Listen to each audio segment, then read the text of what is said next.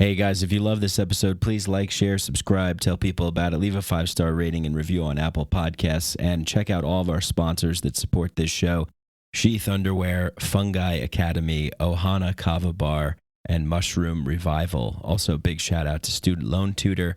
All the information that you need will be in your podcast player's show notes, show description section, with all the links and the promo codes available for you. So check it out. Also, go to Apple Podcasts, leave us a 5-star rating and review if you can, and consider joining the Patreon, where we got a lot of really cool things happening in the inner sanctum of the Mikeadelic multiverse. So without further ado, let's get into this conversation with the man behind the underwear, the founder, CEO of Sheath, Mr. Robert Patton.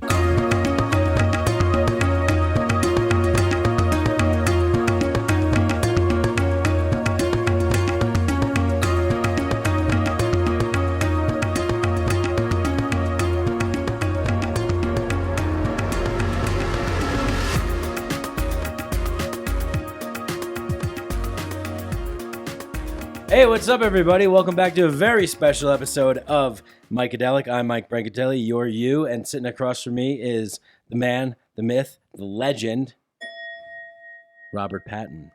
Thank you. I am here with you today upon your request. Thank you for asking me to be here. It's a pleasure, and I'm excited. Yeah, cool, man. Yeah, I mean, it's, I think I did your show twice, right? That's right. Yeah, and we're in RPG Studios right now. Robert and I shot about 9 holes of golf. Yep. Pretty nice day today. Wasn't scorching. Had some wind. We played pretty well. I had fun out there, man. I did too. The sun, the clouds came out, covered the sun, because it's usually like super sunny and clear, and it'll beat down on you like a hammer or something hard, and it hurts almost sometimes if Totally. Yeah, on a normal day. But today was beautiful. Yeah, man. I think that's a common misconception about Colorado. People think that it's just snow and mountains. It's like, no, dude, it's sun. And that sun is like, it's like unfiltered, raw, just heat right on your fucking grill. There's no ozone, or there's no layer between you. I've heard that. And so it hits you like directly, and you need to wear sunscreen, I've heard. Yeah. I don't know about the like... You don't believe in sunscreen? I don't know, man. I've heard some things about sunscreen that are not good, but I'm also like, I tend to sort of just try and trust my body with things. Mm-hmm. Like, I don't know. There's something about it that just seems odd. That is odd. Like, nobody wore sunscreen before 50 years ago, probably. That's what I'm talking about. Primal, motherfucker. Yeah, go back to the roots. Get back to the Wolfpack days. Right? Natural, el natural. I heard of this new diet. It's like an animal diet where it's you eat only things that other animals would eat. They're like trash, usually, probably a lot of bugs, worms. Shut up, you're fucking with me. I'm fucking with you. Dude, I guarantee you, if you did that as like a thing, you know what I mean? Like, you know how all these guys like Mark Sisson, the Primal Blueprint or whatever, if it was like Robert Patton's studied diet, proven to work, the animal diet, eat like an animal, eat for like 8 a raccoon. Weeks. Yeah. And then you're like eating out of the trash, and you're like, I've been eating like an animal, and I'm fucking jacked. I'm ripped. I'm shredded. Well, yeah. Anyway, look, we're here, and I'm happy to be here.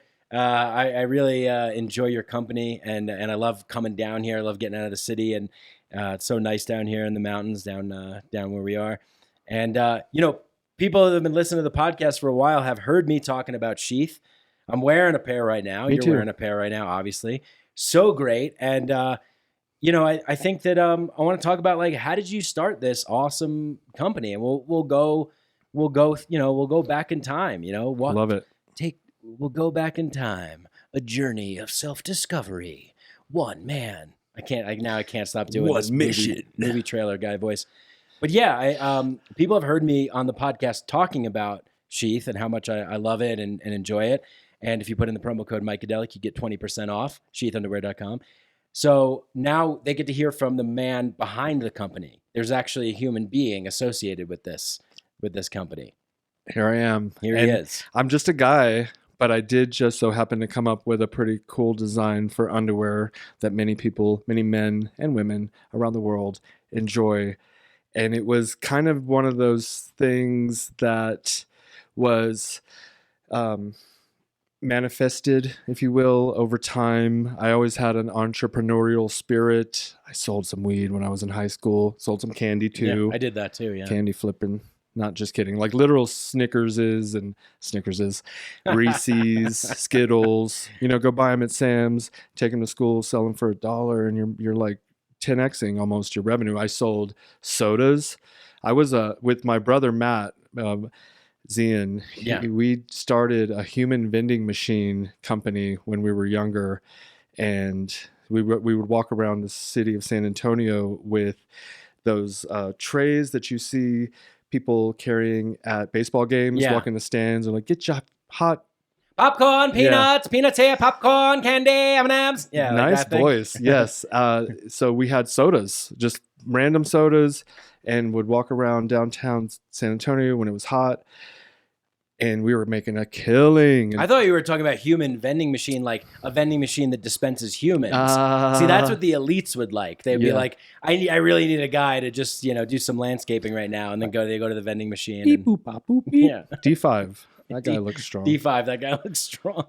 So you started selling candies and sodas and stuff in high school with your brother. Yeah. I mean, in ultimate, like to end that story, which lasted about 2 weeks, I was then asked where my permit was to sell these sodas, because there's people that have legit businesses selling their sodas. They don't want you selling your soda. It was like a drug turf gang war, and I lost, although I probably just could have went and got a permit, but I didn't think about it. I was thought like starting a business would be very hard. Turns out it's pretty easy. Go to the bank, tell them what you want to do. They'll sometimes just file the DBA, the business with the state for you. You open the business account, you pretty much got a business ready to go right there. And but of course you need a product. So I joined but like that didn't go well, so I had normal jobs. So when you were trying to start like a soda and candy selling business? Uh-huh. Let me ask you a question.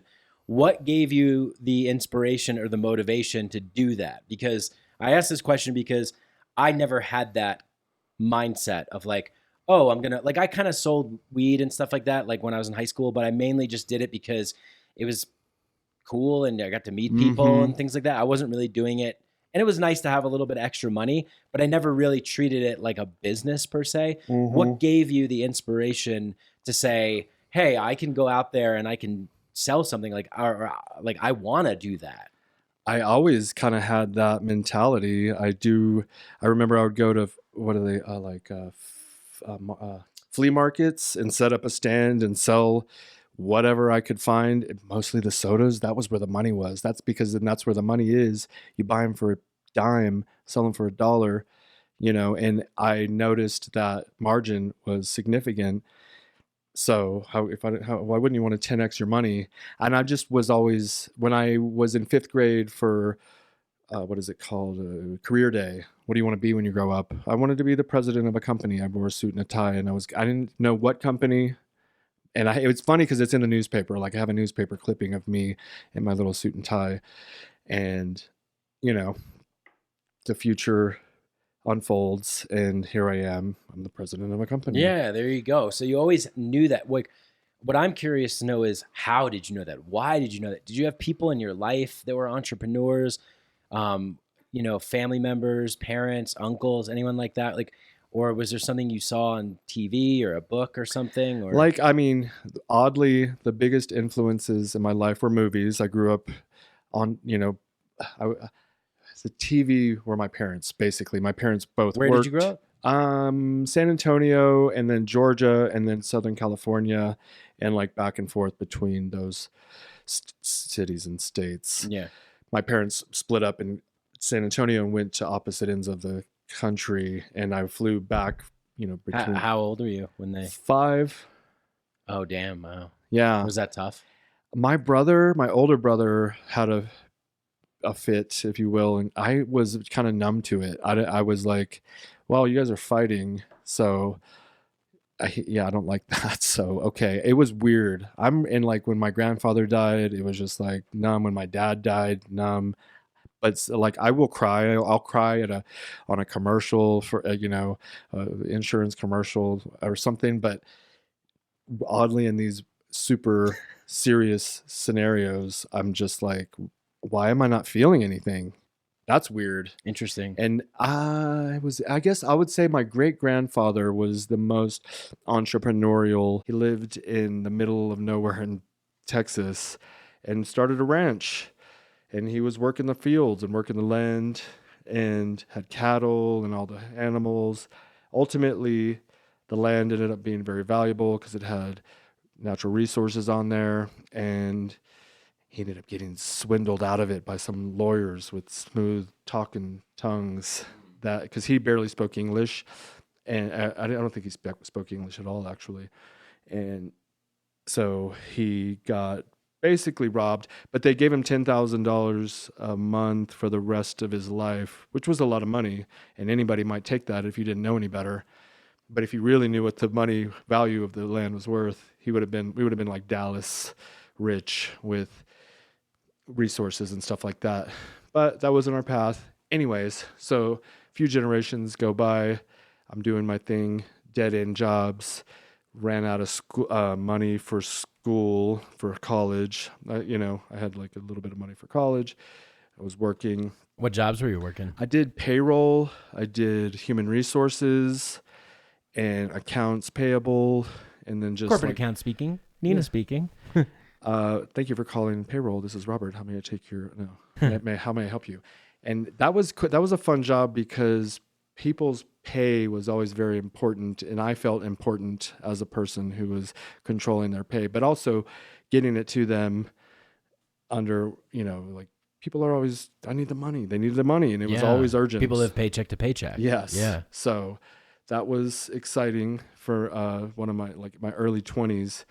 And ultimately, I ended up getting fired from that job for using the company email system for personal use, which I think was a alternative reason, because the real reason was I started a union in the payroll department. Yeah, they don't like that. No, and I told the guy. I mean, we got raises. We all got raises. There was 4 of us in the payroll department, and there had been 10, and I had changed the process so much and improved it to the point where we didn't need the 10. And I went to HR director Pam, and I was like, "Look, we're saving the company hundreds of thousands of dollars. Like, can we each get like a couple bucks raise?" It was nothing. I went from $13 to $15 an hour, and we all got raises. They depleted the department by half, and then 6 months later I got fired, and then I went to another payroll job which sucked, and then another a payroll job, and it sucked, and ultimately I'm in debt. I have no hope of advancing in these. I was at Eye Care Centers of America in San Antonio making $12 an hour. It was just like not going well. It was going backwards. So How old are you? 25. And some Sergeant Mayberry from the local recruiting office, he somehow they run into you somewhere, and we were in the middle of a war, 2006. It was like going hard, Fallujah. They were getting anybody and everybody to join, handing out serious bonuses. And I got a $13,000 bonus to join, plus all my college debt paid. And then any future college was paid. All the benefits of the Army, from healthcare and all, it was a great springboard for my life. I really feel like that's when I kind of went from a boy to a man. Killed it in basic training and AIT. I was like winning awards. And what's IT? AIT is Advanced AIT. Individual Training. I was the honor graduate in my class. I got high physical fitness and basic training over my whole battalion, second in marksmanship. Leadership came later. But one of the cool things about the Army that I found was learning how to lead from how to follow. A lot of people don't know how to work and how to lead. They want to just tell people what to do. I tell people what to do by doing it with them.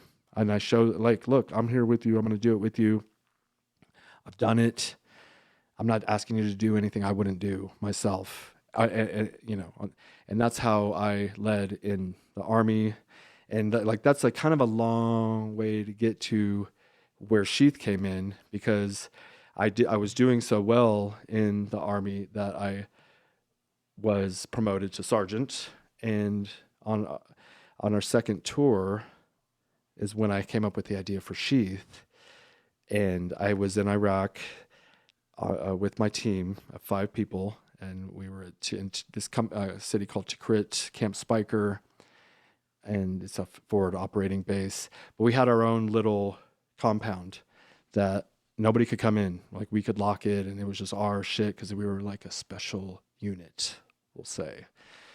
We were always on call 24/7, but we only had to work when we had to work. So there was a lot, and contrary to my first deployment where we were constantly working, I mean, in hundreds of dead bodies. I'll let your imagination run wild with that. Second tour died down a little bit. No pun intended. I say that every time. It died because there was less war happening, or at least I was in a more secure area where less confrontations were happening. And that was true, because they didn't want to give us new sergeant. Early on, it was like sort of the invasion. Yeah. And then it became like the occupation and maintaining the occupation. Yeah. And at that point, we were simply kind of occupying, just holding it down. So not a lot to do. I basically sat around for 6 months on the second tour, which was nice. And during that time, I had been getting into The Secret, which is, the visualization, the law of attraction. I'm meditating. I'm doing yoga at night under the stars in Iraq on the roof of our living quarters. And I don't know. I felt like I was opening myself up to what the universe, had to offer or whatever. I was trying to just be one and take omens, guide me, tell me, what do you want me to do? I'll do it. And then, and were you thinking that way because you were not happy with where you were? Oh yeah. So when you originally joined, it was more about the financial incentives. Yeah. Right. It was like, look, I'm at these jobs. They suck. This guy is talking a big game that sounds nice, and they're going to give me a bunch of money. And look, like, as much as what I talk about, I've always been talking about the military in a particular way ever since 9/11 and the Bush administration. But the good part of it is, in Sebastian Junger's book, Tribe, he talks about, the band of brothers aspect, that community, your brotherhood. Like, when you're over there, nobody's really talking about America or the senators or the politicians. They're talking about the guy next to you. And that's what, you're there now, right? Mm-hmm. So something shifted for you. You signed up. You were like, all right, great, I got this. Then once you were there, you were like, oh, like, this is not. Absolutely. And you were looking for something else. Well, I mean, because when I joined, I was hook, line, and sinker for the, weapons of mass destruction. Right. They bombed us somehow. We wrapped Iraq into that. Yeah. And I was like, let's go get them. I was like, if you're speaking out against this war, you are not patriotic. I was that guy. Sure. But then you get in there, you deploy, you see what's happening. Like, these people aren't like the bad ones, like, not where we were in Iraq. Like, they were just people crying for their children. Like, and I saw them. It was weird, some of the engagements we had. What was one of the weirdest engagements? Like a family, a mother came to the base to try to find that her son was dead. She didn't know where he was, and she was trying to find him, and we had to go to the gate, and we had a book with a bunch of faces of people that were no longer alive. And as she's going through the book, she fucking starts screaming because she saw. Yeah. It's tough to talk about. I've never talked about that. That's crazy. I don't think I've ever told anybody that story because I don't really think about it. I really don't. I typically, I'm happy for the It's most part. It's too painful to talk about. It's just it's not It's too pleasant, sad, yeah. and I try to be the power of positive thinking. Sure, yeah. No, I mean, I could tell it's bringing up emotion, and I'm kind of feeling it too, because at the end of the day, like you said, and I think this goes for most Americans. You know, I remember after 9/11, I was in the same mind frame of like, well, let's go get these guys. I didn't know. I was 16. You know, we had a big rally, Hunk for America. Like, we're going to get these guys. And I remember my uncle like saying like, you know, the problem is just that whole area. Just nuke that area. Just bomb the shit out, you know, all that stuff.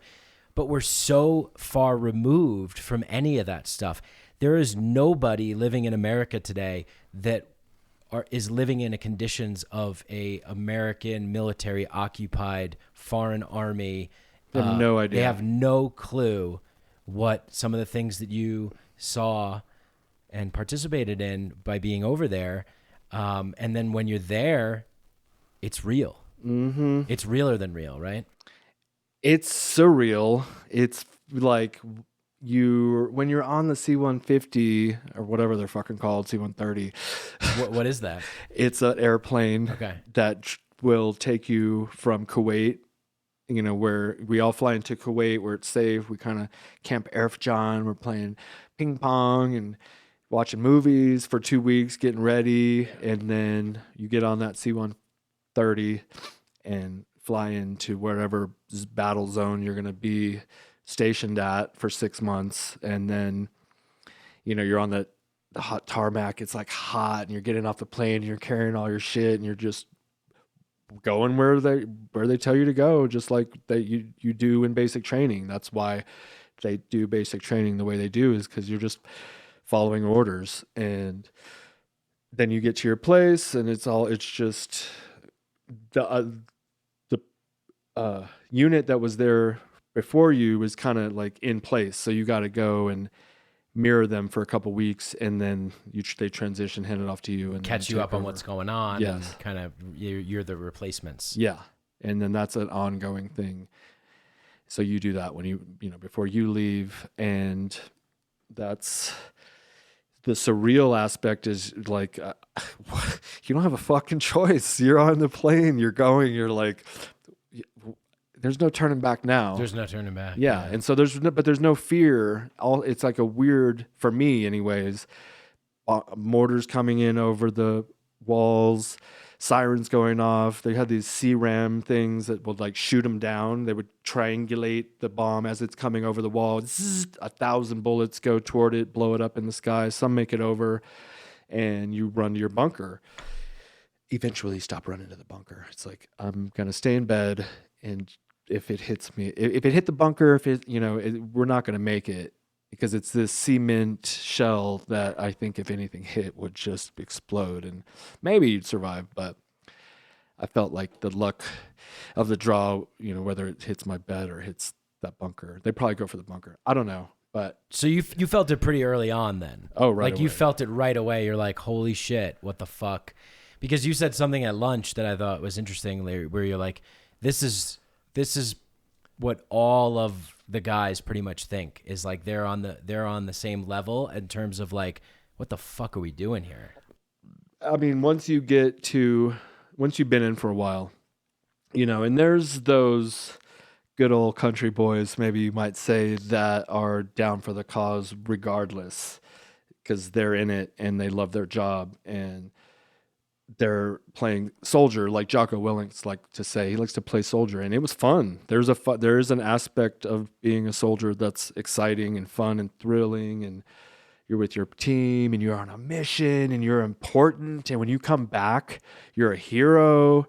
Except after a while, you stop being a hero and you started just like, everyone kind of started realizing, I think the whole world was like, what are we really doing here? And so the status diminished slightly, but that wasn't even the issue. The real issue is when you do get out and then you're not a soldier anymore. And it was kind of cooler to be a soldier than to just be a post office worker. And I was just like a retired kind of a soldier for a little while. I know quite a few vets that feel this way. Mm-hmm.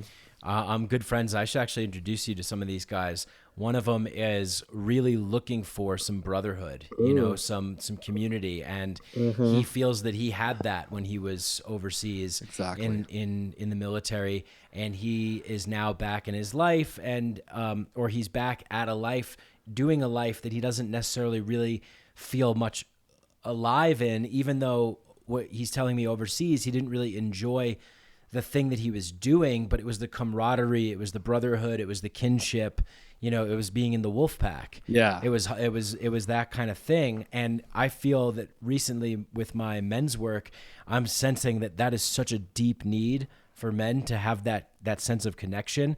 And it's like, well, we don't necessarily need to go to war. Maybe we go to spiritual war, if you want to put it that way. You know, sometimes being in an ayahuasca ceremony is like that or something. But so there's a lot of other things that we can do together. Sports is another one. Yeah. It's a great one. Like a lot of guys joining UFC gyms and things like that. Like a lot of guys getting into Brazilian jiu-jitsu and things. I'm boxing again. I feel great, you know, boxing. Even just being out on the course today and shooting 9 holes, like that was fun. There was like, it's camaraderie, it's kinship, it's brotherhood. We're going through it together, you know, like you make a good shot, you know, you want to have that connection. Fives. I think that it's really important for everybody, and particularly men, to have that sense of connection, because when you don't have that, you feel alone. When you feel alone, you feel like the weight of the world is on you only. Yeah. Right. So for you now, going back to sort of your transition, you're meditating, you're doing yoga, you're sitting looking up at the stars, which I'm sure is like really beautiful at night in the desert in Iraq. Yeah. And you're starting to think, well, what am I going to do after this ends? Is that what you were thinking, or I need to come up with something? What was going through your mind? Like, what were you thinking about when you got the idea for Sheath? Like, how did that come about? I mean, I wanted more because I was watching, you know, The Secret and visualizing abundance and you know, and really believing it and feeling it. And I remember I inherited like $70,000 while I was in Iraq on my second tour. And that maybe weirdly made me feel like it was working or something.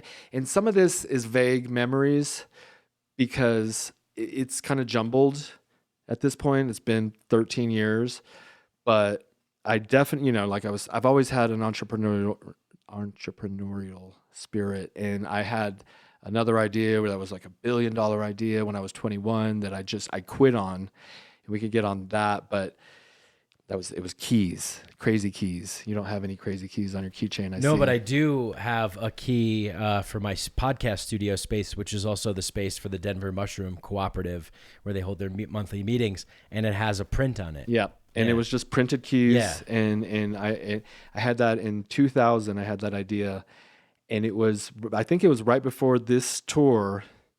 I remember we went to a Home Depot or Lowe's, and I saw these keys on the, you know, whatever, because I think I needed to get a key, and it felt like I got a kick in the stomach, because I had given up on that, because it was too, I was trying to not just paint on them. I was trying to print the key like a quarter. It had like a stamped key with a design imprinted on there, and it got too hard. I gave up, and you know, fast forward, I'm in Iraq, and I definitely wasn't happy with the way things were going.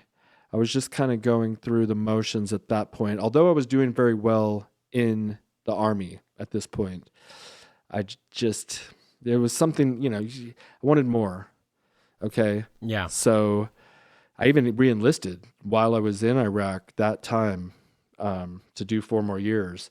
But then I had that idea, you know, and the idea came just randomly, you know. It was just like necessity is the mother of invention. It was a day, the summer of 2008, we're at our compound. They're working on the generators, you know, and so the generators were off for, if not hours, at least, well, if not days, it was a couple hours. Like I said, it's a little bit jumbled and super hot. Hadn't taken a shower for some reason, and was wearing these Army issued brown whitey tighties that somebody, and they were too big for me. So sometimes when you're doing laundry in the Army, your shit gets mixed up with other people's shit. And I think I was wearing somebody else's underwear, and they were sagging and they were really cutting into my thighs. Yeah. And so there was that irritation, the heat. I have really sensitive skin and like eczema. So it is anything that's irritating me, like would irritate you, would irritate me like times 5 or whatever. So it was hot. And, and when it's hot for men, downstairs can get uncomfortable. Yes. It's the hottest part of your body. Yeah. And it was just like super uncomfortable down there. It was like a hot mess, and it's like stinging, you know? And I'm like, fuck. Okay. So I need relief. So I ran inside, grabbed a towel. It was the most uncomfortable time it was so unbearable. It was weird. And I couldn't do anything. So I ran inside and I grabbed a hand towel and like shoved it in my pants and just kind of, it was dry now, So that somehow sparked a thought in my brain. What if everything was separated in your underwear?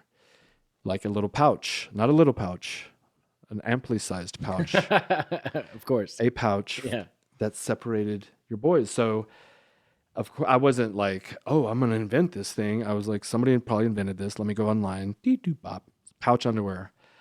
Didn't find it. Couldn't find it. Found something similar. This company, obviously out of Australia.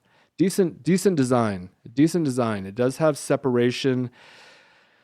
It's just, you'd have to try it to know what I'm talking about, but it essentially pushes your Franken beans together, where then now they're sticking together. It's off your legs, but now they're sticking together. And I didn't like that.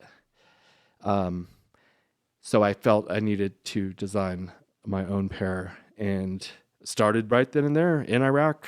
Like, still wasn't like, I'm going to be a millionaire. I was just making them for me to wear for my own comfort. Yeah. And I had some made while I was in Iraq. They have tailors, so they cut and sew whatever you want. I had them cut and sew a pouch into some underwear with, I took a drawing and some fabric and stuff.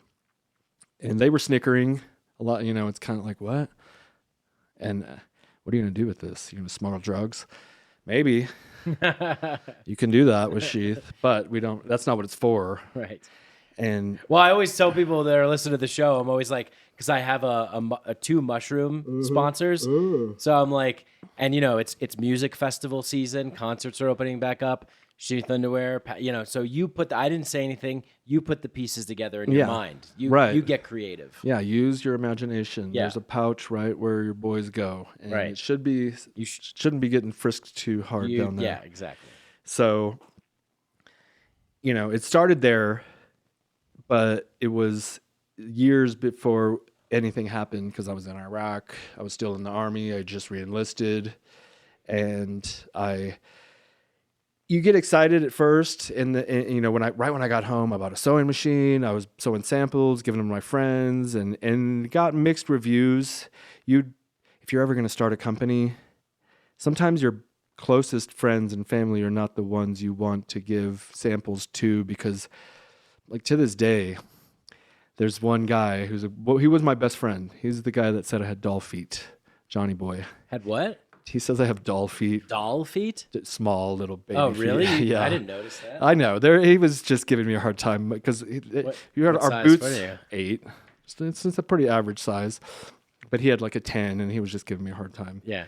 And but he still to this day doesn't really wear them, and it took my older brother, like 4 or 5 years to kind of come around, and now he loves them. Yeah. But it was it's an interesting thing, because even with this podcast, like, it's like pulling teeth sometimes with friends and family to get them to do anything. Really. I know. You would think that they would be your biggest supporters. In a lot of ways they are, but in a lot of ways they fall short. So if friends and family members are listening right now, leave me a 5-star rating review. Buy a pair of Sheath underwear. Promo code mikeadelic, 20% off. Come on, guys. And you're doing yourself a favor. It's good content and good underwear. So, and I was gonna say I always used to listen to talk radio when I grew up, so I always listen to podcasts. My dad used to listen to talk radio, so Yeah. and Your dad used to listen to podcasts. He was from the Yeah. future. Yes. He's like, let me tell you, there's one day there's going to be a thing better than radio. They're like, you're crazy. Come on. Yeah, but no, that's great. Like, so you were an early adopter to podcasts. You started listening early on. Oh yeah. Yeah. And like that's when you were overseas. Or when you was came it back? that soon? I mean, there were very few podcasts There were back very then, but I few, do yeah. recall they were. I mean, this one I used to listen to was a running podcast, and so you would run. It was like to the beat of this. That's cool. how. That's Yeah, pretty this cool. was a primitive podcast. Yeah. It wasn't like a conversation. It was this Right. dude, and he was just releasing these things for free, and that was fun. You run to the beat. Starts Yeah. off slow, and then speeds up, and then. I think Rogan was the first Yep. podcast that I really dove into. Mm-hmm. And I you know how I discovered it was actually, I remember I was in Austin, Texas. It was 2012. And one of the managers of the company that I was working for, our office was in New York. He told me, he goes, you know who you remind me of? You remind me of Joe Rogan. And I was like, really? Well, why? Like, that's so weird because at that point, I didn't know shit. I didn't know he had a podcast. I thought, oh, the guy from like Fear Factor, like that guy's kind of lame, dude. Like that guy's kind of a hack, Like I didn't really know anything about Rogan, but he's like, no, dude, he's got this podcast. He talks about DMT. You're always talking about psychedelics and stuff. Like I feel like you would like it. So then I started listening to that. Changed my life. Wow. Oh, me too. Yeah. Yeah. I went back. I don't remember how I heard about it. I really don't. But I remember I started listening to it, and then I went back to the very first one, listened to all of them, caught up, and I listened to every episode from front to end until probably like episode 500 or 600 or something. And then then you just have to do other things sometimes. And Sure, of course, yeah. And now I listen to ones where I listened to Sebastian Younger Yes, recently. he's great. Yeah. Yes. And like Malice is on there, Dave's on there, like Yeah. certain comedians, and then like Elon, certain ones I'll listen to, but not all of them anymore. But Right. that was what got me to sponsoring podcasts, because we were trying to sponsor him, and ultimately he wouldn't work with us because I threw underwear on his stage during one of his performances. You did? Yeah. Ah. Yeah, it was 2012 in Austin, and Oh wow, you were. Yeah. I cool. was at Same time. Yeah, and I went to like one of the end of the year shows, and my great idea was I'm going to throw the underwear on the stage after his set, like when he's done. It was an hour and 12, 15 minutes in. He's doing crowd work. I'm like, now's my chance. And I have it all recorded on my phone still to this Oh day. wow, I want to watch that. I'll have to let you listen to it because it's a little bit cringy. I'll tell the story. Sure. So it's my time, and I pull him out of my pocket and I throw it because I'm pretty far in the back, and it lands though, and he's like, what? And then I threw another one, and now he's like, what is this? And he goes and picks it up. Is this an Austin is Weird shirt? What is this, Sheath? And the packaging had it like what it was on the packaging. So he was like, a pouch in your underwear? What the fuck would you need a pouch in your underwear for? Are you trying to sell drugs? This is a horrible idea. This is the stupidest idea I've ever heard of. Or $1 billion idea. I go, thank you. And I threw up another pair or something. But when he said it could be $1 billion idea, it was pretty sweet. But then we tried to work with him, and I don't know if he won't work. He wouldn't never work with us. Like he wouldn't return our emails. We're willing to pay, blah, blah, blah. Next thing you know, he's sponsored by MeUndies. So my idea. Which, by the way, I tried MeUndies years ago. Yeah. Terrible. Yeah. Terrible. They ripped. Terrible. They are underwear. They're terrible. They're just underwear. Yeah. They're horrible. Get not out of worth here. the price. Not worth it to buy them. They ripped, and I stopped wearing them. Well, and they get you with that subscription where you get on the subscription and you're a fan of Joe Rogan, so you're supporting them. And then, I don't think he does them anymore. I hope not. Yeah. But so, okay, that's interesting because here you are as an entrepreneur, early days, right? How many years has it been since the inception of Sheath? Well, 2010. 2000, so 2 years. So you're still trying to do whatever. Sometimes you got to take risks. Yes. And sometimes those, if anybody should know, if Joe is listening right now, which I hope he is, Yeah. Joe should know that as a comedian, you take risks. Sometimes you say, all right, right? Like I'm going to, sometimes it's a bad choice. Sometimes it doesn't work. Sometimes it bombs. That was one of those opportunities. But as an entrepreneur, you got to take those risks because, as Wayne Gretzky's famous quote says, you miss 100% of the shots that you don't take. Boom. And I pivoted ultimately. And I think ultimately we made it to his show. You know, Michael Malice a couple months ago mentioned us on Rogan. And he said he didn't acknowledge any previous encounters with us, but he knew what it was. Well, he was like, Sheath Underwear. It's like, good for your cock and balls. And I was very tickled. I was very pleased. I was like, that was one of the shining moments of my life. And it was the last 20 seconds of a 3.5 hour podcast, but it was still, we made it to Rogan. I saw it. Yeah. I stick around, especially when Malice is on. Yeah. I just ordered his book that he curated and put together. The Anarchist's Handbook. Yeah. I have an autographed copy from awesome. him. Yeah. Awesome. Yeah. He's the man. Yeah. Yeah, that was cool. Because he always talks about like getting autographed copies of books. So I had him autograph mine. Nice. 3. I have The New Right and Dear Reader, which are 2 of his other books. Also recommend. He's a cool dude. And, like we sponsor Malice. Malice has been on Rogan. We sponsor Dave. He's been on Rogan. We sponsor Cowboy Cerrone. He's been on Rogan. So my alternative was sponsor everybody that goes on Rogan. So he's the new Carson, and he's donning new kings. If you make it to Rogan, it's pretty significant. Sure. Yeah. Especially there was a time period where it was like, he would make you. Oh yeah, for sure. Yeah. Yeah. Yeah, definitely. And now it's a little less, but still not nothing by any means. Oh yeah. Yeah. But so we have our select. We just work with people that have been on there, and that seems to be working pretty well. What would be another big podcast that is like? Because I don't think there's. I don't know. Maybe because Rogan's kind of got this whole like I'll talk to anyone, man. Yeah. Like, I'll have a conversation with anyone, dude.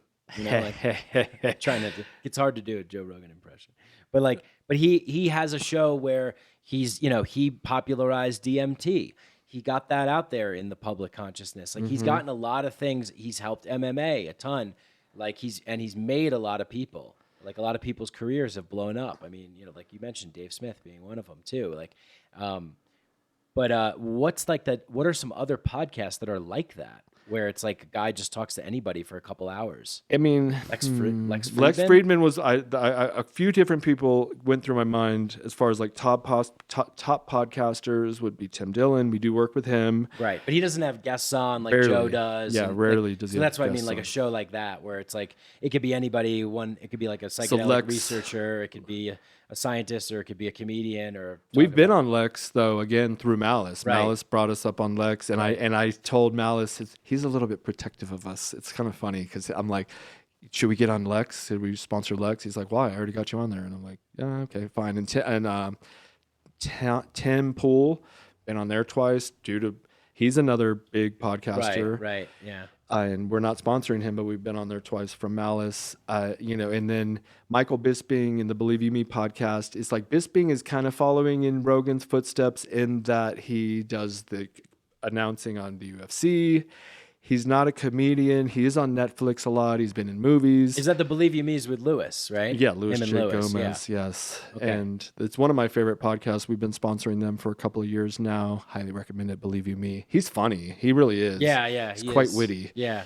But they don't have regular guests on, but they are having more and more UFC fighters and other MMA. There's nothing really like that though out there that's like Rogan, like where you just come in, you sit down. Like Lex has those 2.5 to 3 hour conversations as well. But he's also, I mean, it can get pretty heady with Lex. A little bit more. So he's like Rogan minus the UFC stuff. Add in like the scientists and AI researchers and stuff. Which I dig, and I want those people he's working with to succeed because I'm trying to interface with AI so that I can live to be a 1,000, because this is a 1,000-year dynasty. Sheath Underwear is going to go on forever. And whether you get on board now, people, or later, all you got to do is try it. If you don't wear it, if you don't like the pouch, it's regular underwear. Just don't wear the pouch, and they're the best underwear. Yeah, that's true. I mean, right now I'm not wearing the pouch. See? Like we're just sitting down, but when we were golfing before, I was pouched up. So I do that. I do that all the time. And I always talk about, whenever I talk about you guys, whenever I talk about Sheath, like I always mention the fact that, it's so much cooler when you know the person, that you know the human being behind the company. Like I like how you have your podcast, right? Mm-hmm. And RPG, Robert Patton Global Podcast. There it is, right there. And so you're a fan of podcasting. Mm-hmm. You support, what's happening in the world in terms of psychedelics and liberty and things like that. Yeah, I'm on that liberty movement. I got my libertarian check. I just signed up for the Libertarian Party. Oh, did Dave convince you? Yeah. That Dave Smith. He's doing a hell of a job convincing people to join a political party. I'm more of an agorist, and he can make fun of me for that, but that's where our disagreements are. And what? To explain, please. Agorism is more like, just not participating in the political system and just trying to create your own things that are outside of the political system, and having more people kind of join up and participate that way. And the sort of main flag for that is this Buckminster Fuller quote that I always say, which is, you don't fight the established power. You don't change things by fighting against the status quo.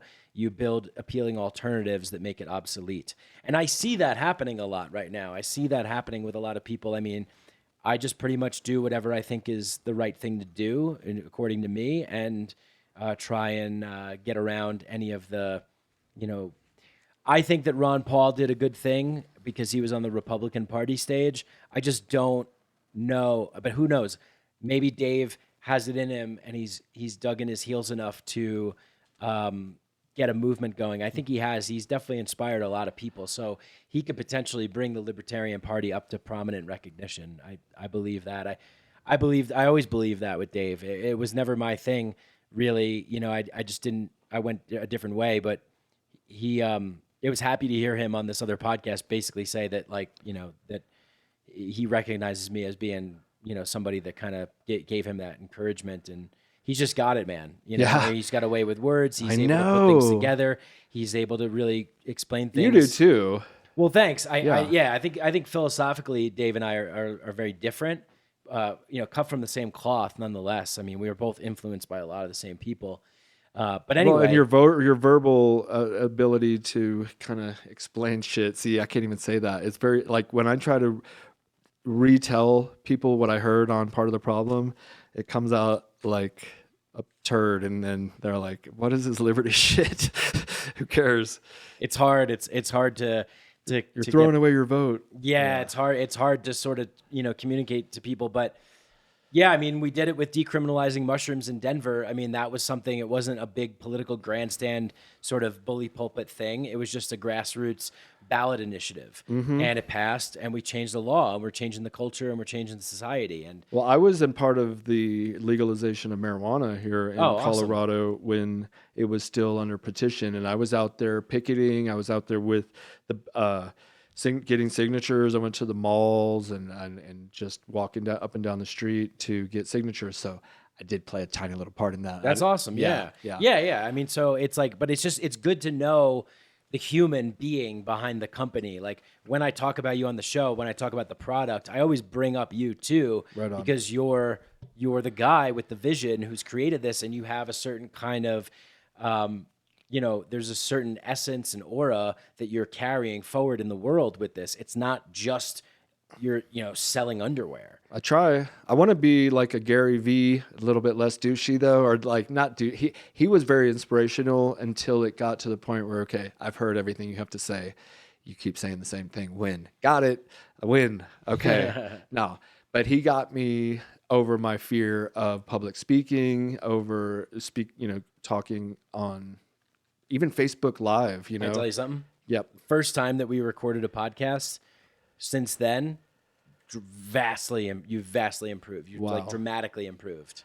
That's part of why I do the podcast, is to practice communicating. Yeah. And it's a great thing. It really is. Yeah. And because you have Sheath and you have Robert Patton Global RPG podcast, like you're able to reach out to people and say, hey, I would like to talk to you. It's coming around. I got a couple of big guests on the horizon.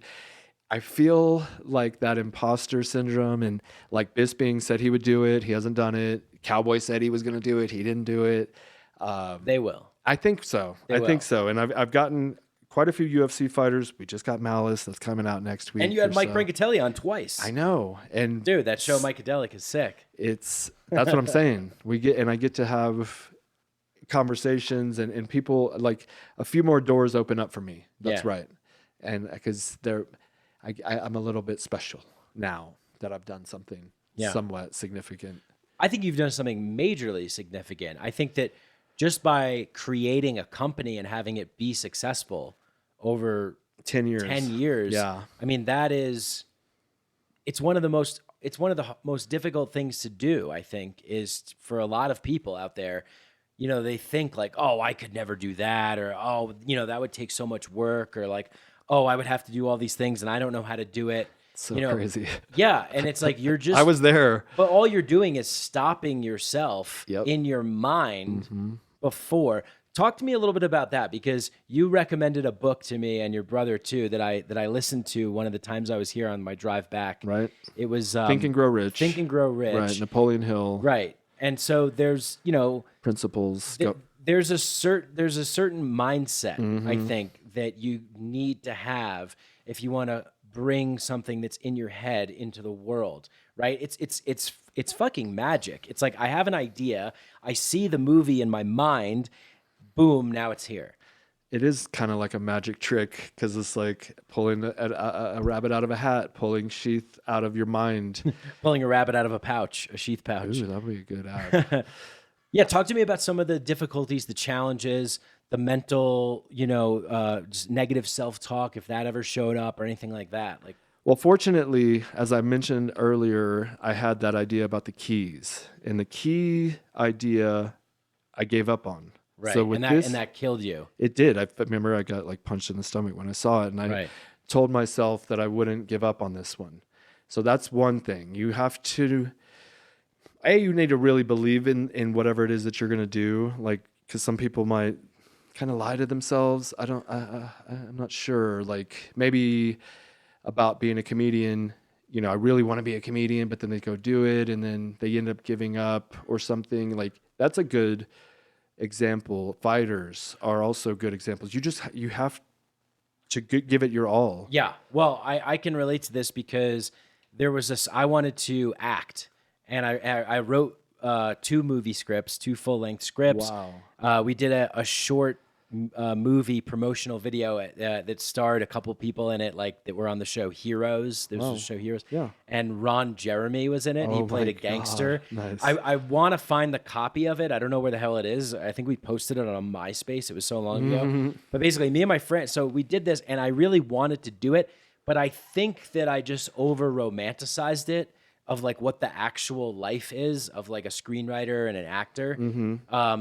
Same thing with when I graduated from college. I was like, oh, I'm going to be in marketing and advertising. It's going to be like Mad Men. It's romanticizing or glorifying the lifestyle, but not really in it for the work itself. Yeah. You know what I mean? Yeah. Like, I wanted to be a comedian because Joe Rogan was doing it. And then when I went to go do it, I was like, oh, you have to just say the same thing over and over and over and over. And like this, I like to be original. And I sometimes hate saying the same thing the same way twice. Right. And that was something I couldn't really. So you got to be you have to accept the suffering and the grind that comes along with it. And the only way that you can accept that is if you're in it for the work. Yeah. And I didn't know what I was getting into. So I tried it and it was fun. And then I went back to just doing Sheath. And I was doing podcasting back in 2012. I started a podcast called Mushroom Tea. Oh, cool. Kind of like coffee talk. We were talking about mushroom, like just whatever. It was kind of like Rogan. what we just talked about, current events. It never aired. No, I think we aired like 4 episodes. They might be out there somewhere. Yeah, it was like Rogan in the sense that it was just like hanging out, bullshit, and Same. Yeah, that was always like what I wanted to have, is just let's just sit down and have a long form conversation, and it's gonna, wherever it goes. We'll go down certain places, and we'll just have a long form conversation, because I think it's definitely something I think without podcasts, people wouldn't be exposed to these kinds of ideas that can come after an hour or two of talking and getting to know somebody, or being inspired by somebody's stories or something like that. So yeah, let's get back to talking about that. I had a quote in mind that I really liked, and it's from Ralph Waldo Emerson. This is about the key thing. I think this is important for people to understand. I try and remind myself of this too, but it's like, when you have that idea and you didn't commit to it, and then you see it out in the world and it kicks you in the gut. So this is what Emerson says. He says, "A man should learn to detect and watch that gleam that flashes across his mind from within, more than the luster and firmament of bards and sages. Yet he dismisses it without notice, because it is his own thought. Because in every work that we see outside, we recognize our own genius and rejected thoughts. They come back to us with a sort of alienated majesty." So it's like, you have these ideas, you think, oh, maybe I could do this, maybe I could do that, and then you don't do it, you don't act on it, and then you see it out in the world, and it comes back to you like this estranged daughter that you haven't seen, and that you didn't even know. It's like, oh my God, like I wish I could have done that. So it's like, when you can detect that gleam of light that flashes in your mind, you have to act. And that's part of the universe, like speed. When it gives you an inspiration, don't hesitate, don't wait, just move. And it's like the story about some conquistadors that sailed from Spain or whatever, and something about he had to, when they landed on the island that they were supposed to conquer, he ordered his men to burn the ships, so they had no retreat, and so they had no choice but to win or perish. So I kind of felt, and that's one of the stories in these books, and and it says you need to eliminate all it's like you have a second plan B or whatever, right? All contingency plans. It's like, this is the only option. I will succeed or die. You want oxygen and you're underwater. You want to get so bad. It's like a burning desire. It's an obsession. And you have to build it up as such in your mind to believe it. And then I got it tattooed on my back because I didn't want to sheath. Nice. Because I didn't want a retreat option. And I would tell myself, and would tell people, like, they said, "Why did you get the sheath?" And I say, I didn't I knew I wouldn't give up, because if I did, then people would say later in life, "What's that sheath tattoo?" And I would have to say, "Oh, that's some dream I gave up on a long time ago." So sticking to it. It's so important. Once you quit, it's over. Right. And I'm sure that there were times where it was really hard in the beginning, maybe even recently, I don't know. Seems like things are going really well now. No, there were quite a few obstacles that could have made someone quit. For instance, the very first batch in 2010, I spent the last $5,000 that I had to my name, and it was completely worthless in that I couldn't sell it because the design was flawed. And I had rushed production because I was so excited to get it to the market that I didn't wait a little bit longer. You don't want to wait till it's perfect. They say if you wait to release a product until it's perfect, you'll never release it. Right. It needed to be a couple of more iterations, or at least one more iteration of design to perfect the pouch, which it was kind of a blessing in disguise, because I was married at the time to someone who I did not want to be married to, and she would have been half owner. So kind of like the fact that it wasn't doing well when we got a divorce, I was able to buy it from her for $1,000, and then it was fully mine. But there was a 3-year period from 2010 to 2013 where we were not selling anything. What was going on? What were you doing? Like, what were you trying to do? How were you trying to sell? I mean, we still had it online. We still had, it was like through eBay. You had to purchase through eBay, and we would sell like 1 or 2 pairs a week. And some people actually really did love them the way they were. The pouch was too high. This guy, Joseph Ostemir or something. I remember he was one Shout out JA. From like 2010, and he's still a customer, I think, to this day. And so that, and I actually did like them, but I have tough balls. So what happened? But if you have like sensitive balls, it would have hurt when you put this pouch on. It would have hurt you. Yeah. Okay. And quite a few people told me it was like it was too high. Okay. So, I get out of the Army, get a divorce, move to Texas, live with my mom. I'm 35 or something, and I'm going to school. And I'm like, what am I going to do with this underwear? Okay. So I had like 800 pairs left. We had sold, given away for quite a few, 200, whatever, sold a couple. But the rest I've wanted to fix. And so it's hard to fix something after production to make it look like it's from production. And I think I did an okay job, I guess. But it really helped me hone the design. So I fixed 800 pairs. What I did was I went to this tailor, a Vietnamese tailor in San Antonio, Elite Tailoring, Tony Dang. Yeah. What up? He was a Vietnamese, barely spoke any English, but I said to him, I will work your counter for free if you teach me how to sew.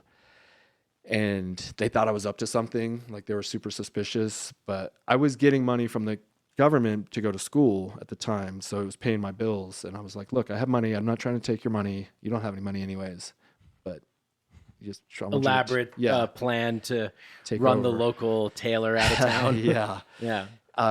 He ultimately worked with me, and I worked with him for a year, and we fixed all of them. We made a whole new design, and then timing is everything. Maybe I found out about Kickstarter. Kickstarter is the crowdfunding platform where you can fund your whole idea through other people's money if they like the idea. And that's nerve-wracking to put yourself out there. Yeah, I've always felt that way because people have suggested that in the past with things. Oh, why don't you get a Kickstarter for the podcast? I'm like, what are you, out of your mind? Like, I can't put myself out there in that way. But I think it's different with like an actual tangible product. Yeah, and we did a pretty good job putting together the video to promote, just to tell what it was. We made like the bare minimum that you had to make to be successful, but it was successful on Kickstarter. Yeah. Through, you got it. What, like Facebook, email, things like that. Yeah. But a lot of the people on Kickstarter, they wanted to support small businesses at the time, and it wasn't probably as flooded as it ultimately ended up becoming. Right. This is 2013. Yeah. Exactly. And Kickstarter, if I understand how it works correctly, is basically people that just want to fund projects that they think are going to be successful. Now, do they get a piece of the project if it's successful? All they get is the product. They get the product. Okay, Yeah. so they're just like, hey, I'm down to make this thing manifest into reality. Mm-hmm. I like that. Mm-hmm. That's cool. Yeah, people do like comic books, Like angel investing. anything.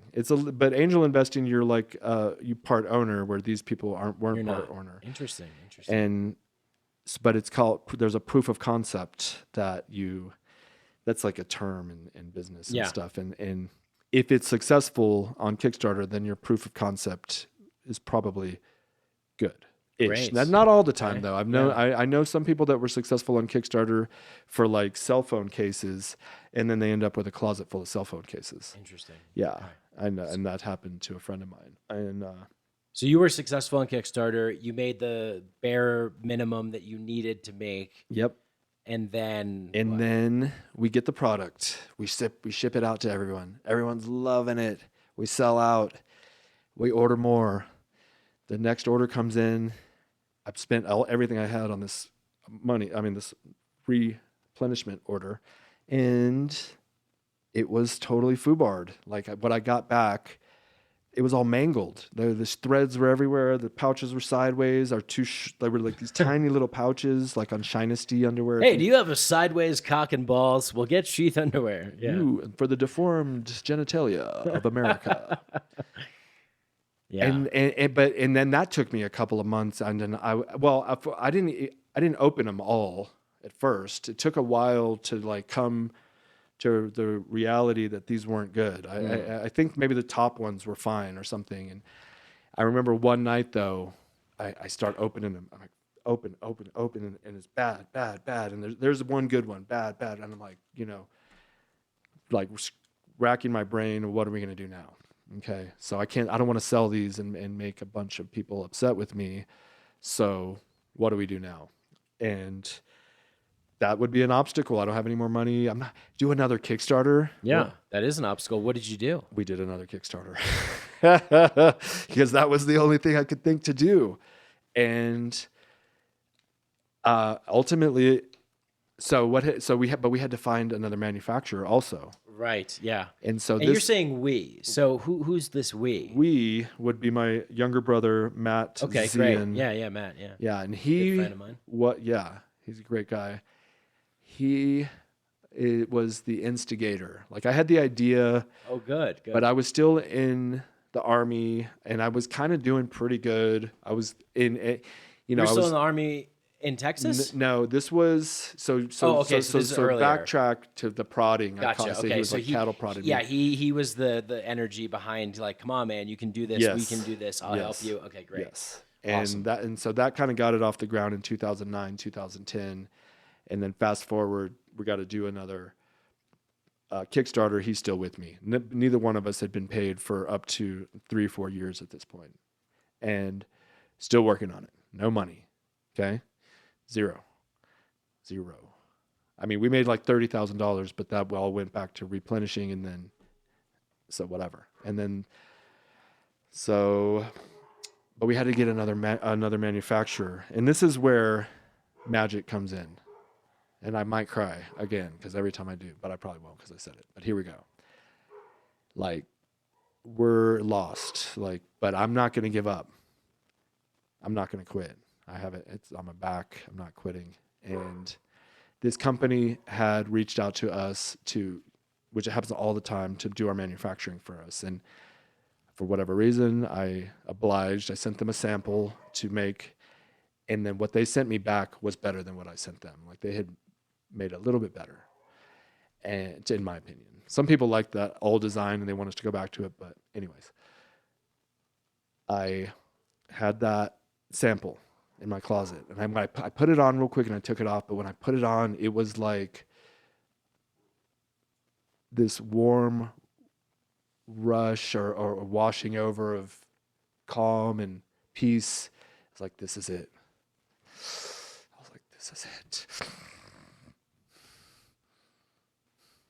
And funnily enough, that Joe Rogan show I went to, on the way back, I got rear-ended by a taxi at a red light. And I got a $5,000 check for the damage, which there was barely any damage. So I used that $5,000 check to put a down payment on the next batch at this new company. And we did a Kickstarter to cover the rest. And it was going to be like $20,000. So we needed $14,000 or whatever, something like that. And if we weren't successful, I was going to sell that car.